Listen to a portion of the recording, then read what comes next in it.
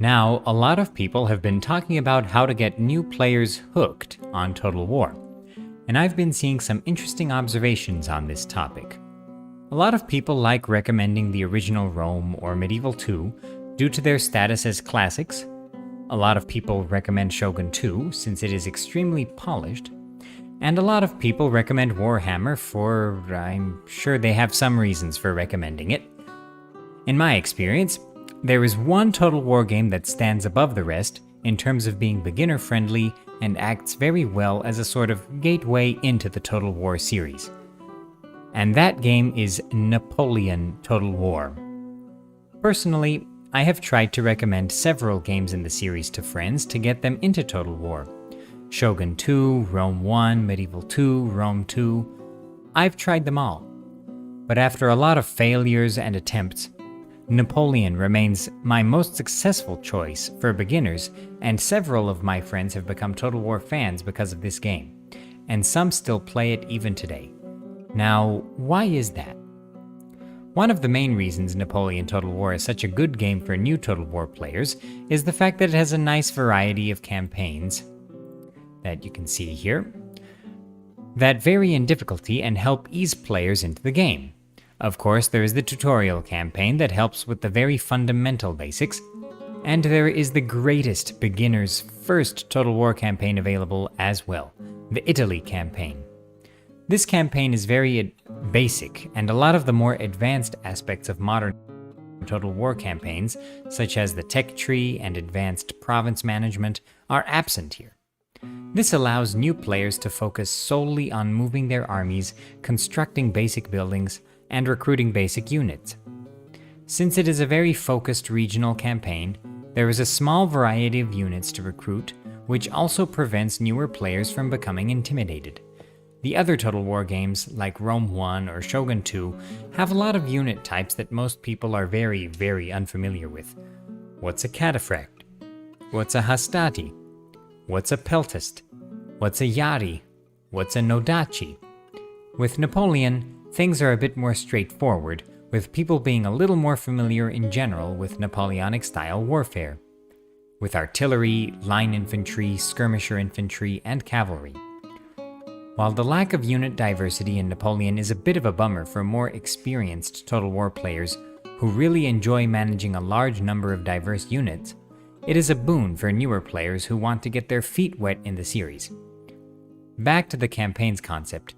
You have a number of campaigns here, including Italy, Egypt, Peninsular, and finally the Grand Campaign, that really ramp up the difficulty and advanced mechanics as you progress through them. No other Total War really has this, and it really makes Napoleon stand out as an excellent game to ease people into the series. Another reason Napoleon is an excellent game for new Total War players is the fact that it was the first game to introduce a lot of the mechanics and polish that have become staples in the series since then. One system that seems to bug players about the older games is the lack of automatic replenishment. Napoleon was of course the first one to include this mechanic, and for a lot of new players this reduces a lot of the admittedly tedious micromanagement of the older titles.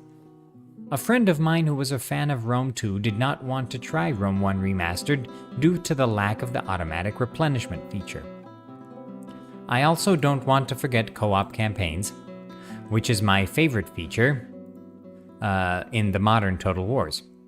They were of course introduced here in Napoleon, so you can play a co-op campaign with your friends in order to get them into the game.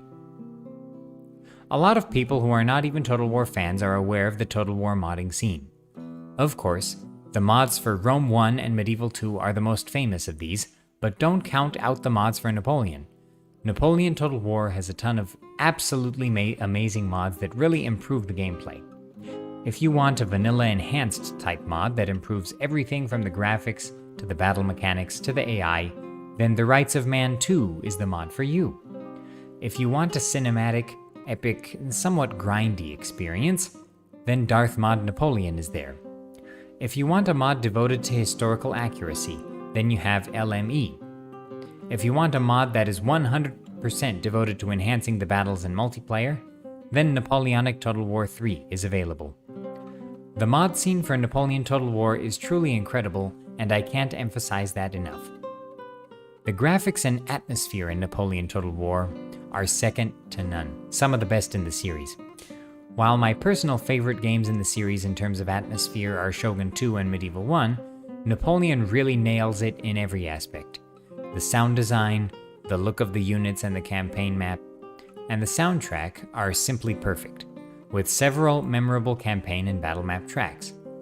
It's interesting, since Empire Total War missed the mark in regards to atmosphere and graphics in a lot of aspects, with some goofy 2D art design, units that didn't look that great, and a soundtrack that was hit and miss in many aspects. But they absolutely nailed it with Napoleon. For a newer player, a game that nails the presentation is important, and Napoleon definitely gets it right. Another factor is that Napoleon, in my opinion, is a Total War game that does not need mods to be enjoyable.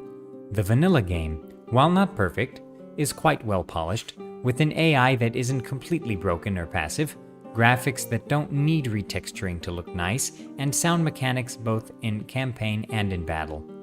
I don't want to say this is the first Total War game that can be played totally vanilla and feel good, since that title belongs to Medieval 1. But let's say Napoleon is the first post-Medieval 1 Total War game that does not really need mods to be extremely enjoyable. The historical battles are also extremely well done in Napoleon. And for friends that are mostly interested in Total War for its real-time battles aspect, they are an excellent way to get them into the series. Again, they start out fairly easy and get tougher as you progress, but as someone who is not particularly interested in Total War's historical battles, I have to say that they are done quite well here. I can't say they are the best in the series, however. I think the Fall of the Samurai historical battles are done better and are a bit more engaging. I also feel like the rather slower pace of the campaign and battles in Napoleon makes it less intimidating for newer players. Other games like Rome 1 and Shogun 2 have extremely fast-paced battles, at least in vanilla, and if you make a mistake or two, you are doomed.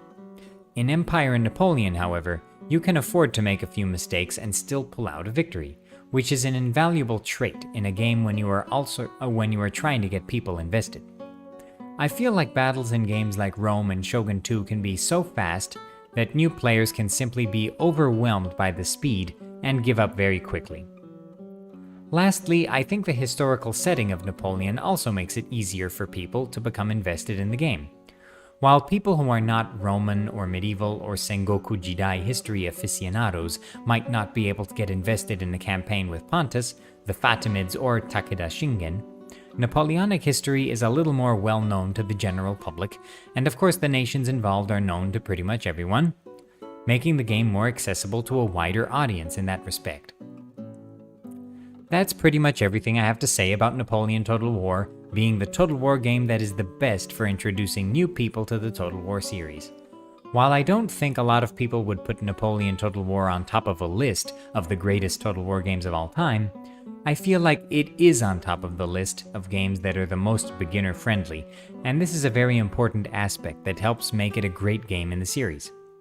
I personally enjoy Napoleon Total War quite a bit, and for me it introduced the greatest innovation of the modern Total War games, that being the multiplayer co-op and competitive campaigns. So there you have it.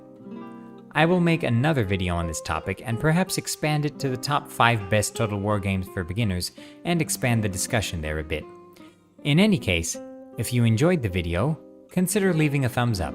And if you enjoy videos about the historical Total Wars and their mods, consider subscribing to the channel. I'll see you in the next one.